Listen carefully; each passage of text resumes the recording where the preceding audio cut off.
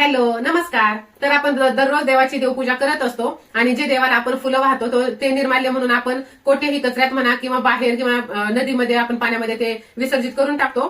तर तसं अजिबात न करता त्याचा आपण रियूज एकदम चांगल्या प्रकारे आपण करू शकतो. तर हे पहा, हे छान अशी मी धूपकांडी बनवलेली आहे, तेही घरच्या घरी. तर ही अशी धूपकांडी जर तुम्हाला बनवायची असेल घरच्या घरी आणि एकदम आरोग्यासाठी चांगली आहे, जेणे की ह्यात ना केमिकल आहे न काही, एकदम घरच्याच साहित्यातून मी ही बनवलेली आहे. जर तुम्हाला ही बनवायची असेल तर मोठा व्हिडिओ मी अपलोड केलेला आहे, तो तुम्ही ते नक्की पहा.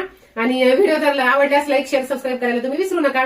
तर पहा, हे खूप छान आहे आणि भरपूर काही वस्तू मी ह्याच्यात टाकलेल्या आहेत. आणि हे पहा, हे दिया पण बनवलेलं आहे परीने, तेही खूप सुंदर आहे. तर हे पण आता आपण हे 2-3 दिवस आपल्याला उन्हात वाळवायचं आहे आणि नंतर आपण हे युज करणार आहोत. चॅनलवरती नवीन असाल तर व्हिडिओला लाईक शेअर सबस्क्राईब करा आणि ज्यांना गरज आहे त्यांना शेअर देखील करा. भेटूया अशा छानशा व्हिडिओमध्ये, तोपर्यंत बाय.